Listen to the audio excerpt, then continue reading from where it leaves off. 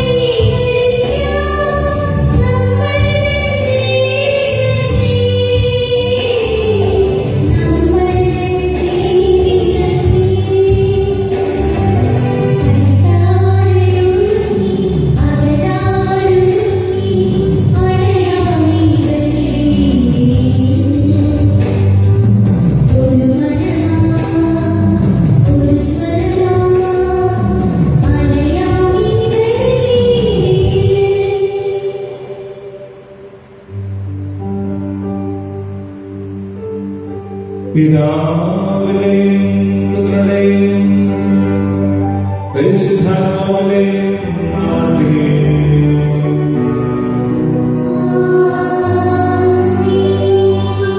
നമ്മുടെ കർത്താവായ യേശുക്രിസ്തുവിന്റെ പിതാവായ ദൈവത്തിന്റെ സ്നേഹവും പരിശുദ്ധാത്മാവിന്റെ സംസർഗവും നിങ്ങളോടുകൂടെ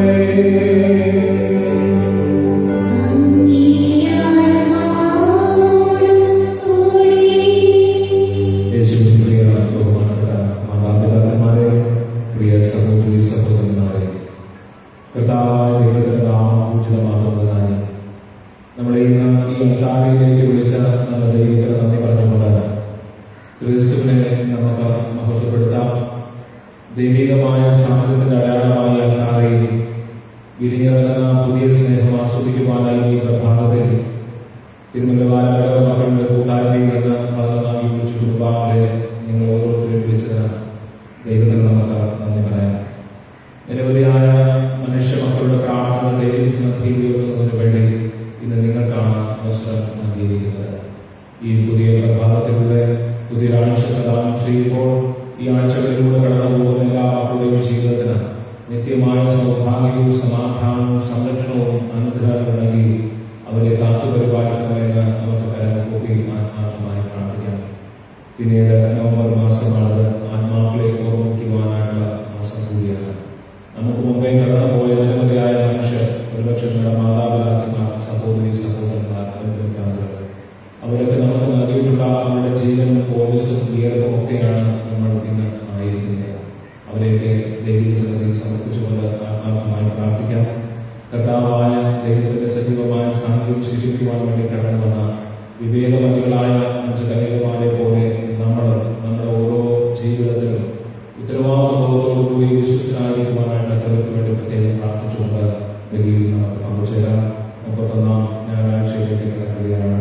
ദൈവത്തിന്റെ അനന്തമായ സ്നേഹം ഈ പുതു ഞായറാഴ്ചയിലൂടെ, പുതിയ പ്രഭാതത്തിലൂടെ, പുതിയ ദിവസത്തിലൂടെ നമുക്ക് ലഭ്യമാകുന്നതിന് വേണ്ടി നമുക്ക് ഒരു നിമിഷം കൂടി പ്രാർത്ഥിക്കാം.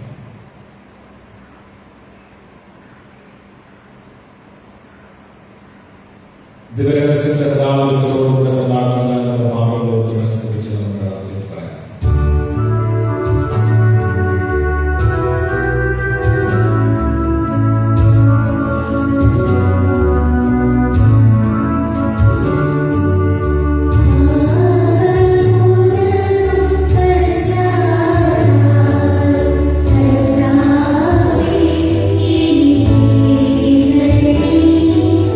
Thank you.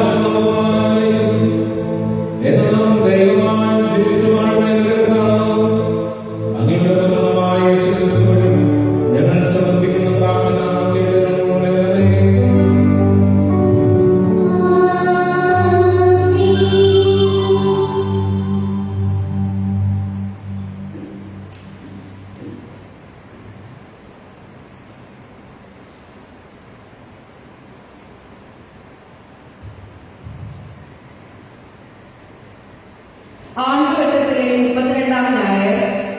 ജ്ഞാനത്തിന്റെ പുസ്തകത്തിൽ നിന്ന് തേജസ്സിട്ടതാണ് ജ്ഞാനം, അത് മങ്ങിപ്പോവുകയില്ല. ജ്ഞാനത്തെ സ്നേഹിക്കുന്നവർ നിഷ്പ്രയാസം അവളെ തിരിച്ചറിയുന്നു. അവളെ തേടുന്നവർ കണ്ടെത്തുന്നു. തന്നെ അഭിലഷിക്കുന്നവർക്ക് വെളിപ്പെടാൻ അവൾ തിടുക്കം കൂട്ടുന്നു. പ്രഭാതത്തിലുണർന്ന് അവളെ തേടുന്നവർ പ്രയാസം കൂടാതെ അവളെ കണ്ടുമുട്ടും. അവൾ വാതിൽക്കൽ കാത്തു നിൽക്കുന്നുണ്ട്. അവളിൽ ചിന്ത ഉറപ്പിക്കുന്നതാണ് വിവേകത്തിന്റെ പൂർണ്ണത. അവളുടെ കാര്യത്തിൽ ജാഗരൂകതയുള്ളവർ ദുഃഖവിമുക്തരാകും. യോഗ്യതയുള്ളവരെ ജ്ഞാനം അന്വേഷിച്ചു ചെല്ലുന്നു. അവരുടെ ചിന്തകളിലും പാതകളിലും അവൾ കനിവോടെ പ്രത്യക്ഷപ്പെടുന്നു. കർത്താവിന്റെ വചനം. പ്രതിവചന സങ്കീർത്തനം. ദൈവമേ, എന്റെ ആത്മാവ് അങ്ങേയ്ക്കായി ദാഹിക്കുന്നു. ദൈവമേ, അവിടുന്നാണ് എന്റെ ദൈവം. ഞാൻ അങ്ങയെ തേടുന്നു. എന്റെ ആത്മാവ് അങ്ങേയ്ക്കായി ദാഹിക്കുന്നു. ഉണങ്ങി വരേണ്ട ഭൂമി എന്ന പോലെ എന്റെ ശരീരം അങ്ങയെ കാണാതെ തളരുന്നു. ദൈവമേ, എന്റെ ആത്മാവ് അങ്ങേയ്ക്കായി ദാഹിക്കുന്നു.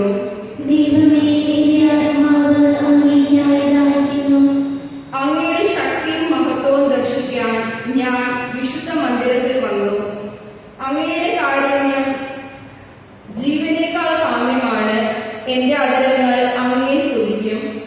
ദൈവമേ, എന്റെ ആത്മാവ് അങ്ങേയ്ക്കായി ദാഹിക്കുന്നു. എന്റെ ജീവിതകാലം മുഴുവൻ ഞാൻ അങ്ങയെ പുകഴ്ത്തും.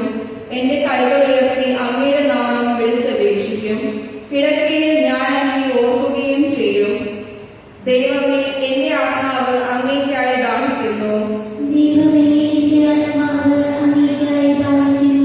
രാത്രിയാമങ്ങളിൽ അങ്ങയെക്കുറിച്ച് ധ്യാനിക്കുകയും ചെയ്യുമ്പോൾ ഞാൻ മജ്ജയും മേധസ്സും കൊണ്ടെന്ന പോലെ സംതൃപ്തി അടയുന്നു. എന്റെ അധരങ്ങൾ അങ്ങേയ്ക്ക് ആനന്ദഗാനം ആലപിക്കും. അവിടുന്ന് എന്റെ സഹായമാണ്. അങ്ങയുടെ ചിറകിൻ കീഴിൽ ഞാൻ ആനന്ദിക്കും. ദൈവമേ, എന്റെ ആത്മാവ് അങ്ങേയ്ക്കായി ദാഹിക്കുന്നു.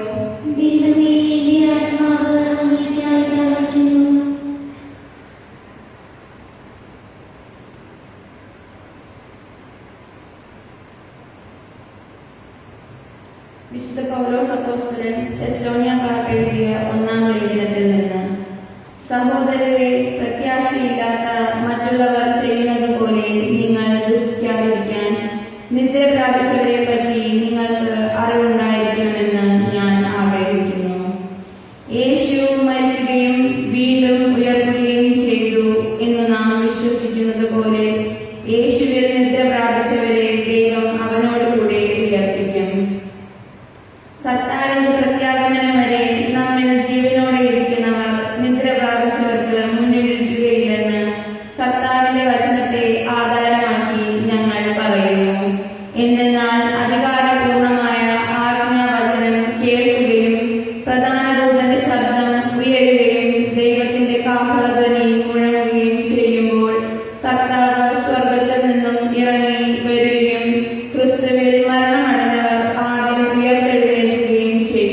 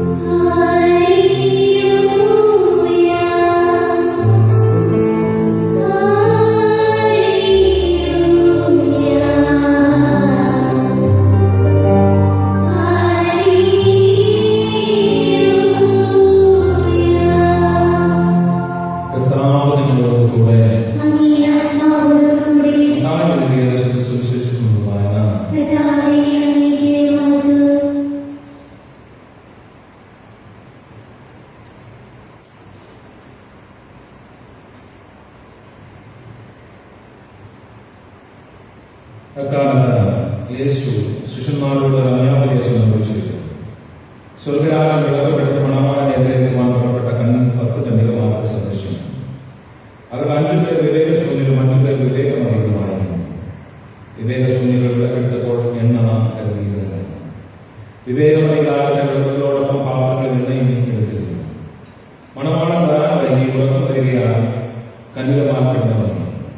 അർദ്ധരാത്രിയിൽ മണവാളൻ പുറത്തു വന്ന് അവനെ എതിരേൽക്കുന്നു എന്ന് ആർക്കുകയുണ്ടായി.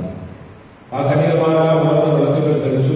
വിവേകശൂന്യകൾ വിവേകമറികളോട് പറഞ്ഞു, ഞങ്ങളുടെ വിളക്കുകൾ അണഞ്ഞു പോകുന്നതിനാൽ നിങ്ങൾ എണ്ണയിൽ കുറെ ഞങ്ങൾക്ക് തരിക. വിവേകമറികൾ മറുപടി പറഞ്ഞു, ഞങ്ങൾക്ക് നിങ്ങൾക്കും അറിയാതെ വരുന്നതിനാൽ നിങ്ങൾ വിൽപ്പനക്കാരുടെ അടുത്തേക്ക് പോയി വാങ്ങിക്കൊള്ളുന്നു. അവർ വാങ്ങാൻ പോയപ്പോൾ മണവാളൻ വന്ന് ഒരുങ്ങിയിരുന്നവർ അവരോട് വിവാഹം എന്നകത്ത് പ്രവേശിച്ചു. വാതിൽ അടയ്ക്കപ്പെടുകയും ചെയ്തു. പിന്നീട് മറ്റ് കന്യകമാർ വന്ന് കർത്താവേ ഞങ്ങൾക്ക് തുറന്നിടണമെന്ന് അപേക്ഷിച്ചു. അവൻ പ്രതികരിച്ചു, സത്യമായി ഞാൻ നിങ്ങളോട് പറയുന്നത് ഞാൻ നിങ്ങളെ അറിയുകയില്ല. അതുകൊണ്ട് ജാഗരൂകരായിരിക്കും. ആ ദിവസമോ മണിക്കൂറോ നിങ്ങൾ അറിയുന്നില്ല. കർത്താവിന്റെ സുവിശേഷം.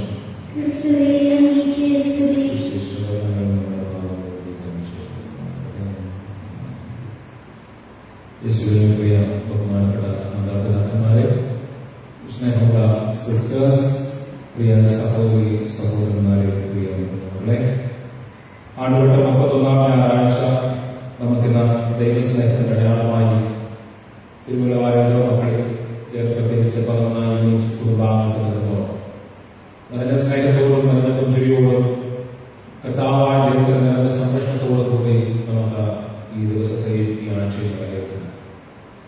ദൈവം എത്രമാത്രം നമ്മളെ കരുതുകയും കാക്കുകയും പരിപാലിക്കുകയും ചെയ്യുന്നു എന്നതിന് വ്യക്തമായ അടയാളമാണ് നമ്മുടെ ജീവിതവും ജീവനും. ജീവിതത്തിലും ജീവനിലും നമ്മുടെ ജീവിതത്തിൽ എപ്പോഴും ഉണ്ടാകേണ്ട ഒരു ഘടകമാണ് ജ്ഞാനം എന്ന് പറയുന്നത്.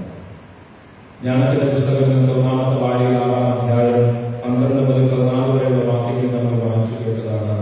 ജ്ഞാനമാണ് എല്ലാത്തിനെയും തിരിച്ചറിയുന്നത്. തിരിച്ചറിവിന്റെ പാഠം നമുക്ക് നൽകുന്നത് ജ്ഞാനമാണ്, വിജ്ഞാനമല്ല എന്ന് നമ്മൾ ഓർക്കുക. വിജ്ഞാനവും ജ്ഞാനവും തമ്മിൽ വ്യത്യാസമുണ്ട്. വിജ്ഞാനം എന്ന് പറയുന്നത് ഈ ലോകത്തിൽ നമ്മൾ നേടുന്നതാണ്. എന്നാൽ ജ്ഞാനം എന്ന് പറയുന്നത് ദൈവം തരുന്നതാണ്.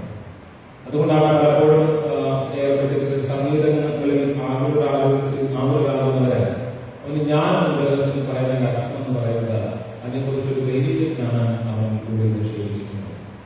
നമ്മുടെ ഓരോരുത്തരുടെയും ജീവിതത്തിൽ വിജ്ഞാനത്തിന് വേണ്ടി ഈ ലോകത്ത് നമ്മൾ കടന്നു പോകുമ്പോഴും വിജ്ഞാനത്തിനുപരിയായി വിജ്ഞാനം ആണ് ശരിക്കും പറഞ്ഞു കഴിഞ്ഞാൽ ജ്ഞാനത്തിലേക്ക് നമ്മൾ നയിക്കുന്നത്. പക്ഷെ ഞാൻ വിജ്ഞാനിയാണെന്ന് പറഞ്ഞ് നടിക്കുന്നത് ഒരുപക്ഷെ ജ്ഞാനമില്ലാത്തത് കൊണ്ടാണ്. ദൈവം ജ്ഞാനം നമുക്ക് നൽകുമ്പോൾ തീർച്ചയായും വിജ്ഞാനം സ്വീകരിക്കുവാൻ ഒരുക്കുന്നവർ കുറച്ചുകൂടി എതിർപ്പെടാറുണ്ട്. അപ്പോൾ വിജ്ഞാനം സ്വീകരിക്കുന്നവർ ഞാൻ വിജ്ഞാനിയാണെന്ന് പറഞ്ഞു നടക്കാതെ ദൈവത്തിന്റെ ജ്ഞാനം സ്വീകരിക്കുന്നത് വരെ നമ്മൾ ആ വിജ്ഞാനം തേടുമ്പോഴാണ് പ്രിയമുള്ളവരെ നമ്മൾ എളിമയുള്ളവരായി മാറുന്നത്. എളിമയുള്ളവരായി മാറുവാനായിട്ടാണ് പ്രിയമുള്ളവരെ വിജ്ഞാനം കൊണ്ട് ജ്ഞാനത്തിലേക്ക് നടന്നെടുക്കുവാൻ നമുക്ക് സാധിക്കുക. അതുകൊണ്ടാണ് ജ്ഞാനത്തിന്റെ പുസ്തകം നമ്മളോട് പറയുന്ന പ്രകാരം അവൾ കാവൽ വാതിൽക്കൽ നിൽക്കുന്നത് എന്നാണ് പറയുന്നത്. ജ്ഞാനം കാവൽ വാതിൽക്കൽ നിൽക്കുന്നത്, അതായത് ദൈവം ജ്ഞാനമായിട്ട് നമ്മുടെ കാവൽ വാതിൽക്കൽ നിൽക്കുന്നുണ്ട്. ഈ കാവൽ വാതിൽക്കൽ എന്ന് പറയുന്നത് ഒരുപക്ഷെ നമ്മുടെ ഹൃദയമാവാം, നമ്മുടെ മനസ്സാവാം. ഇത് സ്വീകരിക്കുവാനായിട്ടുള്ള മനസ്സിനെ കുറിച്ചും ഹൃദയത്തെ കുറിച്ചുമാണ് ഇന്ന് ജ്ഞാനത്തിന്റെ പുസ്തകത്തിലുള്ള നമ്മളെ ഓർമ്മിപ്പിക്കുന്നത്. അപ്പോൾ വാതിൽ നടത്തി നിൽക്കുന്നു. സ്വീകരിക്കുവാനായിട്ട് നമ്മൾ തയ്യാറാണെങ്കിൽ തീർച്ചയായിട്ടും അതിലൂടെ നമുക്ക് ദൈവത്തെ മഹത്വപ്പെടുത്തുവാൻ സാധിക്കുമെന്ന് എന്ന 1-ാമത്തെ വായന നമ്മളെ പഠിപ്പിക്കുകയാണ്. രണ്ടാമത്തെ വായന നമ്മളോട് പറയുന്നത് നവംബർ മാസമാണ്.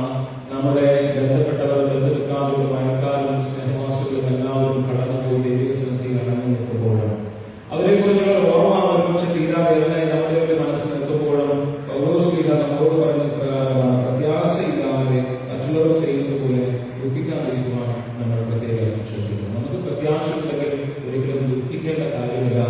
അവർ ഈ ലോകത്തിന് കടന്നു പോയവർ ദൈവിക സന്നിധിയിലേക്കാണ് കടന്നു പോകുന്നത്. അങ്ങനെയെങ്കിൽ നമ്മളും ദൈവിക സന്നിധിയിലേക്ക് കടന്നു പോകേണ്ടതാണ് എന്ന ചിന്തയാണ് വിശുദ്ധ പൗലോസ്ലീഹ തെസ്സലോനിക്കർക്കുള്ള ദൈവത്തിലൂടെ നമ്മളെ പഠിപ്പിക്കുന്നത്. 3-ാമതായി സുവിശേഷം നമ്മളെ ഓർമ്മിപ്പിക്കുന്നത് 10 കന്യകമാരുടെ ഉപദേശമാണ്, അല്ലെങ്കിൽ കഥയാണ്, അല്ലെങ്കിൽ ഉപമയാണ്. 5 കന്യകമാർ വിവേകമതികൾ, 5 കന്യകകൾ വിവേകശൂന്യർ. എന്താണ് വിവേകമതികളും വിവേകശൂന്യരും തമ്മിലുള്ള വ്യത്യാസം? അവരുടെ നൽകപ്പെട്ട ഉത്തരവാദിത്വത്തിന്റെ കർമ്മങ്ങൾ യഥാർത്ഥം നിറവേറ്റുവാൻ വിവേകമതികൾ തെരഞ്ഞെടുത്ത മാർഗമാണ് അവരുടെ ജീവിതത്തിലെ എണ്ണ എന്ന് പറയുന്നത്. ഈ എണ്ണ ഒരിക്കലും മറ്റു പോകാതിരിക്കുവാൻ ഒരുപക്ഷെ അവർക്ക് ആത്യന്തികമായ ലക്ഷ്യമുണ്ട് മണവാളനെ വരവേൽക്കുക എന്നതാണ്.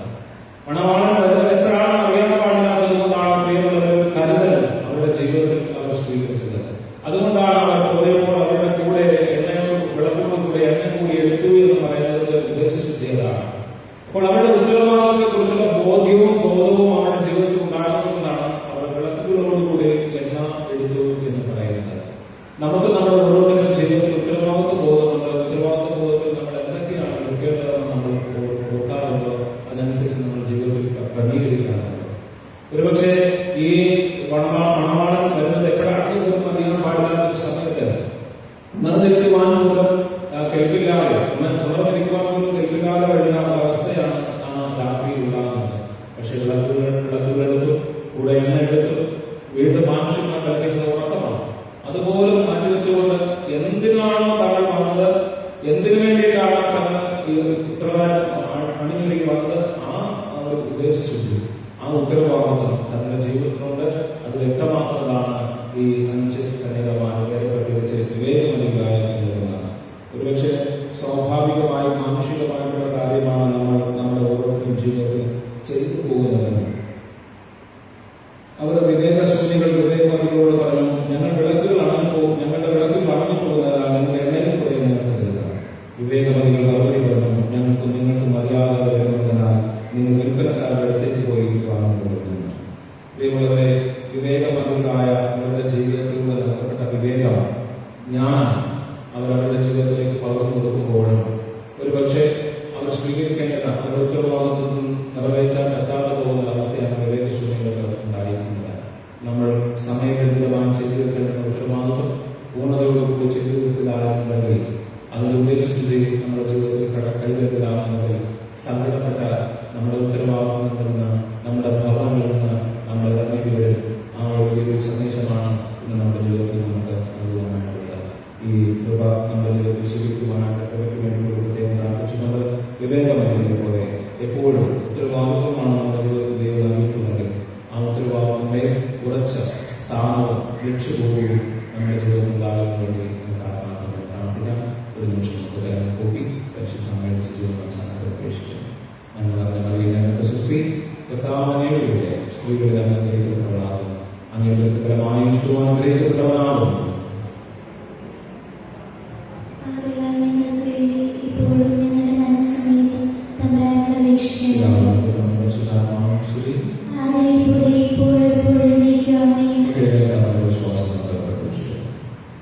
ഏകദൈവത്തിലാണ് വിശ്വസിക്കുന്നു.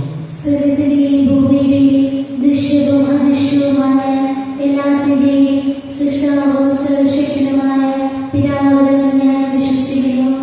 ഏകകർത്താവും ജാതനായ ഏകദൈവപുത്രനും എല്ലാ യുഗങ്ങൾക്കും മുമ്പ് പിതാവിൽ നിന്ന് ജനിച്ചവനുമായ യേശുക്രിസ്തുവിലും ഞാൻ വിശ്വസിക്കുന്നു.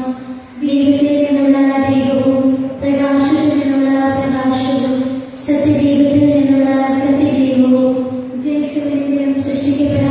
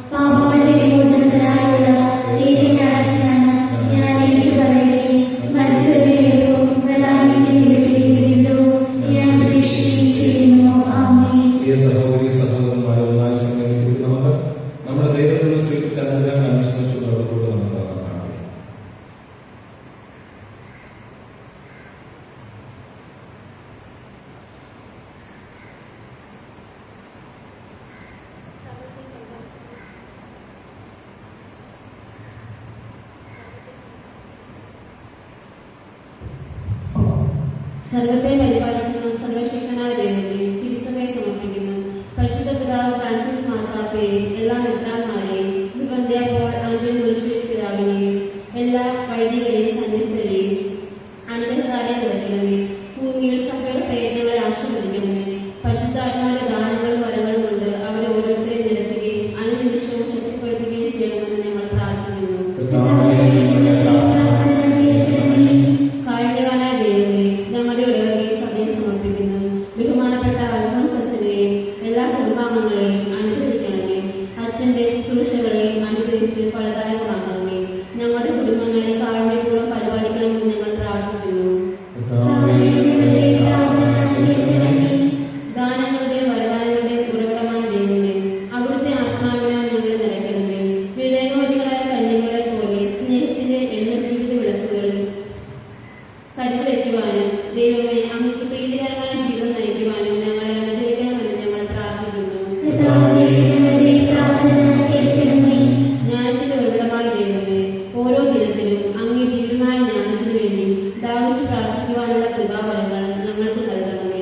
ദൈവികമായ ജ്ഞാനത്താൽ ഞങ്ങളുടെ ജീവിതം കൂടുതൽ കൃപാപൂർണ്ണവും അനുഗ്രഹദായകവുമാക്കുവാൻ കൃപ നൽകണമെന്ന് ഞങ്ങൾ പ്രാർത്ഥിക്കുന്നു. ജീവന പുനരുദ്ധാനവുമായ ദൈവമേ, മരണം മൂലം ഞങ്ങളിൽ നിന്ന് വേർപിരിയുന്ന എല്ലാ ആത്മാക്കൾക്കും നിത്യവിശ്രാന്തിയും മോക്ഷാനന്ദ ഭാഗ്യവും നൽകണമെന്ന് ഞങ്ങൾ പ്രാർത്ഥിക്കുന്നു.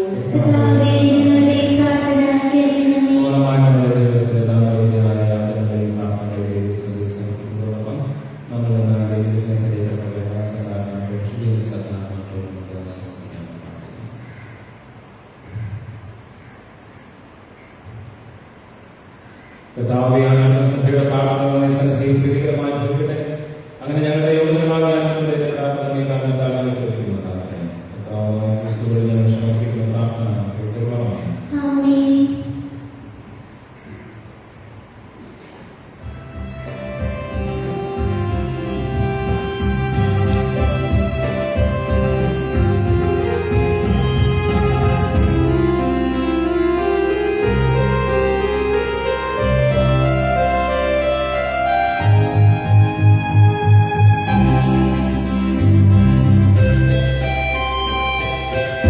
Amen.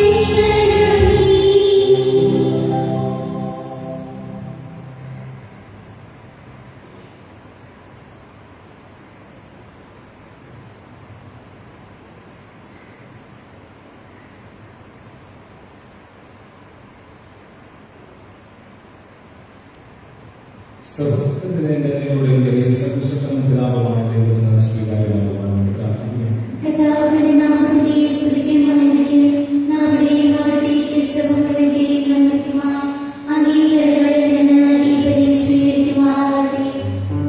കർത്താവായ ദൈവമേ, ഈ ബലി അങ്ങയുടെ മലയാളമാക്കി തീർക്കുകയും ഞങ്ങളുടെ അങ്ങേ കാരുണ്യത്തിന്റെ പ്രവാഹമാക്കി തീർക്കുകയും ചെയ്യണമേ. കർത്താവായ ക്രിസ്തു വഴി ഞങ്ങൾ സമർപ്പിക്കുന്ന പ്രാർത്ഥന കേൾക്കണമേ.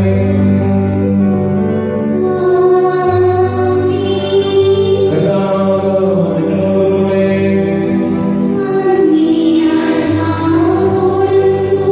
ഹൃദയങ്ങൾ ഉയർത്തുകയും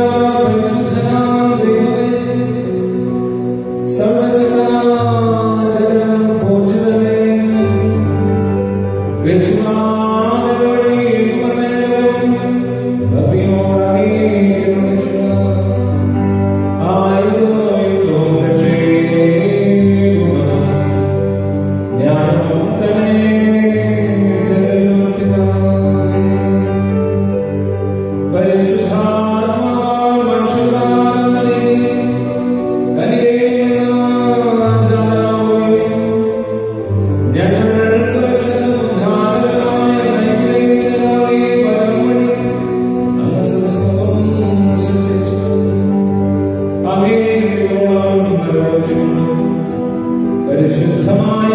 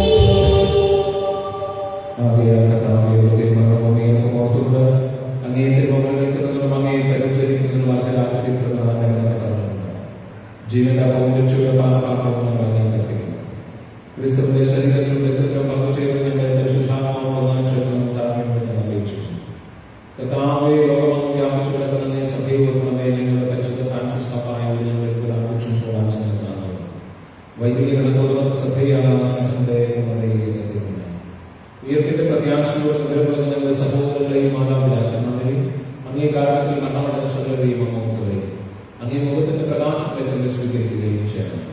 ഞങ്ങളെല്ലാവരും കന്യകമെന്ന് പ്രാർത്ഥിക്കുന്നു. അങ്ങനെ ദൈവമാതാവായ പരിശുദ്ധ പിതാവിനോടും അങ്ങനെയുള്ള കർത്താവായ ഭാഗ്യത്തിനെ ശേഷവും അനുഗ്രഹീതരായ അപ്പോസ്തലന്മാരോടും ഞങ്ങളുടെ സ്വർഗ്ഗീയ മധ്യസ്ഥാന സ്ഥാപിക്കുന്നതോടും കാലാകാലങ്ങളെ പ്രസാദിച്ച സകല വിശുദ്ധരോടും നിത്യജീവനിൽ പങ്കുചേരുവാൻ ഞങ്ങളെ അർഹരാക്കുകയും അങ്ങേ പുത്രനായ യേശുക്രിസ്തുവിൽ ഞങ്ങൾ അങ്ങേ സ്തുതിക്കുകയും മഹത്വപ്പെടുത്തുകയും ചെയ്യുന്നു.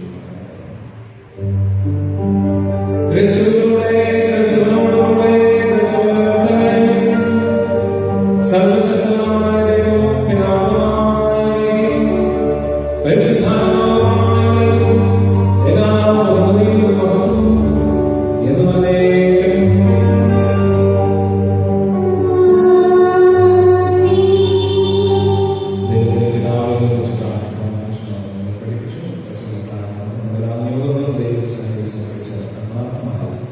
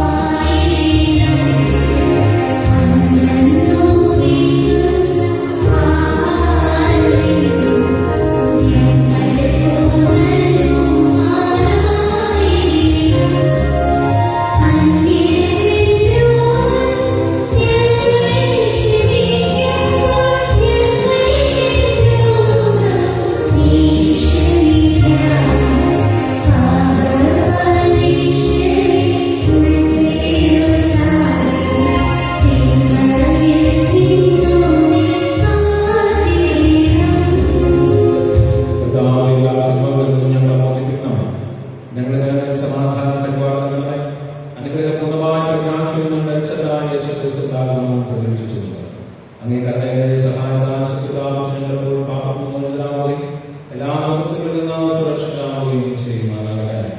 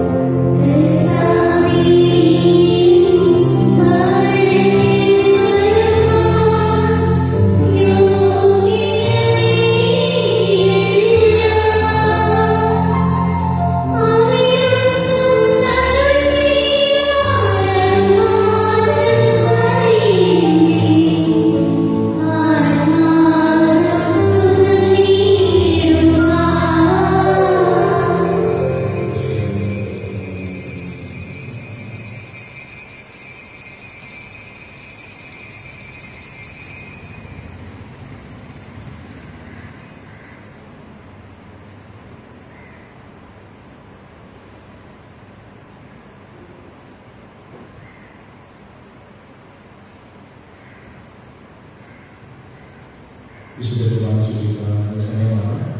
എല്ലാവരും കാര്യങ്ങളിലേക്ക് വരണം. വരുമ്പോൾ സാമൂഹികപരമായ ചാതകവാനും മാസ്ക് തീർക്കണം. സ്വീകരിച്ചതിന് ശേഷം മാസ്ക് കൂടി കുർബാന സ്വീകരിക്കാനും ശ്രമിക്കുക. ഇടത് കൈ കൈത്താലം കൈപ്പത്തേക്ക് നന്നായിട്ട് ഉറപ്പിച്ചിരിക്കുക. അതിലേക്ക് വിവിധാത്മകങ്ങളായിരിക്കും. ശേഷം മഴ കൈകൊണ്ട് വിവിധാത്മകളിലേക്ക് സ്വീകരിക്കണം.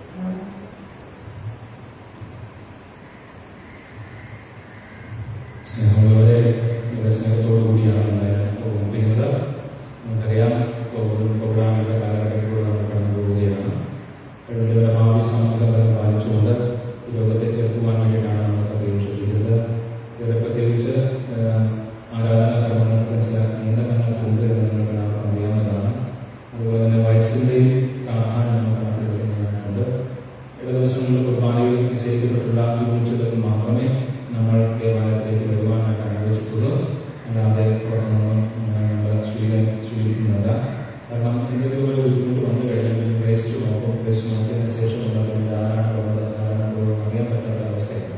അതുകൊണ്ട് നമ്മുടെ ഇടവക തീരുമാനിച്ചിട്ടുള്ള യൂണിറ്റുകൾ വ്യക്തികൾ തന്നെയാണെങ്കിൽ മറ്റാരെയും ദേവാലയത്തിലേക്ക് പ്രവേശിപ്പിക്കാനായിട്ട് അനുവദിക്കുന്നുണ്ട്. അതുപോലെ തന്നെ വയസ്സിന്റെ പ്രാധാന്യം നിങ്ങൾക്ക് അറിയാവുന്നതാണ്. 25 വയസ്സിന് മേലോട്ടുള്ളവർ മക്കളെ നമ്മൾ ഈ കോവിഡൊക്കെ ചാത്രത്തിൽ ഒരു തവണകളിൽ സ്വീകരിച്ച് വരാനാണ് അറിയിക്കുന്നുണ്ട്. വളരെ ശ്രദ്ധയോടും സ്നേഹത്തോടും കൂടി സ്വീകരിക്കണം കൊണ്ടുവരുന്നത്. അതുപോലെ രൂപതയുടെ 2-3 കളക്ഷൻസ് നമുക്കിപ്പോൾ ഡൽഹിയിലാണ്. തപസ്സുകാര, രണ്ടാമത്തത് കോവിഡ്, മൂന്നാമത്തെ വിഷയമാണ്. 3 കളക്ഷൻ ഉൾപ്പെടെ ഇതിനെപ്പോലെ നമുക്ക് സഹായിക്കണം. അതുകൊണ്ട് ഞാൻ വിചാരിക്കുന്നത് എല്ലാം കൂടി ഒരൊറ്റ കളക്ഷനിലേക്ക് നമുക്ക് മാറ്റാം. അതിന് എന്തെങ്കിലും കൂട്ടുവാണെങ്കിൽ നമുക്ക് അതുകൊണ്ട് സഹായിക്കാവുന്നതാണ്.